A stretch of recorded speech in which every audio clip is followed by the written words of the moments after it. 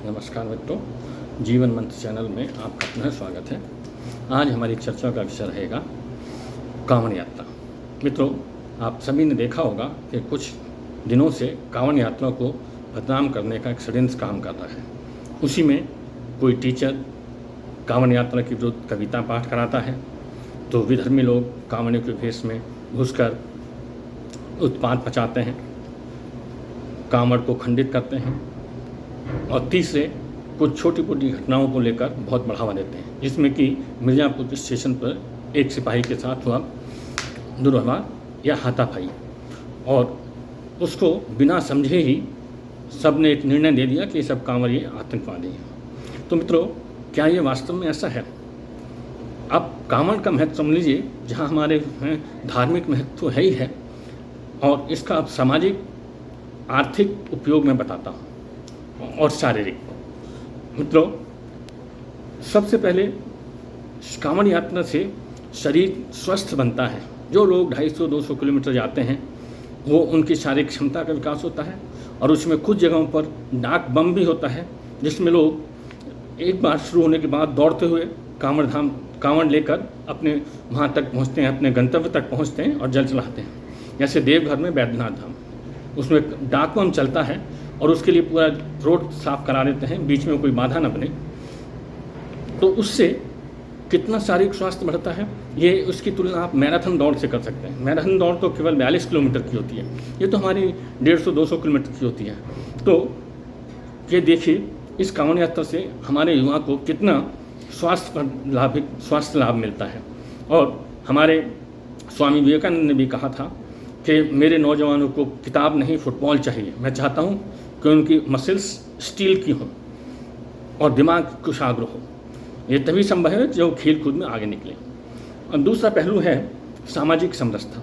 मित्रों, पूरे भारत में कांवड़ यात्राएं निकलती हैं, लोग कई सौ किलोमीटर तक पैदल चलते हैं।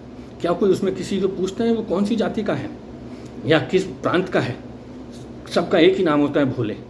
तो इससे हमारे समाज में सामाजिक एकता समरसता बढ़ती है, और ये उन लोगों के मुंह पर तमाचा है जो भारतीय समाज को जातिवाद के नाम पर कलंकित करते हैं और अपने तुच्छ स्वार्थों के कारण अपना ये इस तरह का प्रचार करते हैं कि भारत में या भारतीय समाज में जाति प्रथा बहुत गहन है। तीसरा कारण है व्यापार का प्रबंधन। देखो मित्रों, जब एक कोई भी गतिविधि होती है तो इसमें करोड़ों लोग कांवड़ यात्रा निकलते हैं, तो इससे यात्रा के आसपास कितनी बिक्री होती है, सामान लोग दुकान लगाते हैं, पंडाल लगाते हैं, कुछ सेवा वहाँ से लगाते हैं और कुछ उसका मूल्य लेते हैं, तो इससे आर्थिक प्रगति भी होती है। और चौथा सबसे बड़ा कारण है कि ये हमारा इसमें जल प्रबंधन।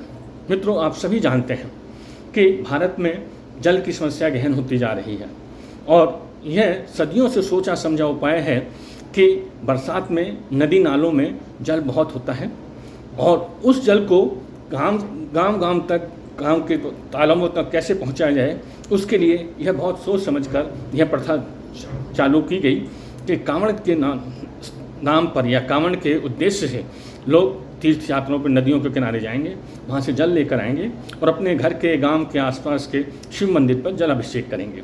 तो समझ लीजिए मित्रों, करोड़ों लोग जाते हैं और करोड़ों लीटर पानी नदियों से जो बहकर समुद्र में चला जाता, वो गांव खेतों में, खलिहानों में तालाब के रूप में इकट्ठा हो जाता है, और इससे जीवन भर की या वर्ष भर की आवश्यकताएं पूरी होती हैं।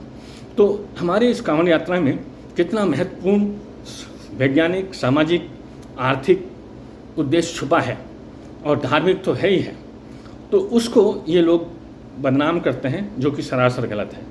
मैं आप सबसे यही निवेदन करूँगा कि आप इन बातों पर विचार करें और अपना निर्णय पर पहुँचकर इसकी चर्चा करें, शेयर करें, लाइक करें, सब्सक्राइब करें, और समाज में फैली इस भ्रांति को दूर करने का प्रयास करें।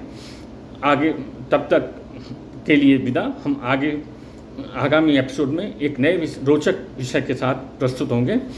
धन्यवाद। हाँ, जाने से पहले इसे लाइक, सब्सक्राइब, शेयर और कमेंट करना ना भूलें। धन्यवाद।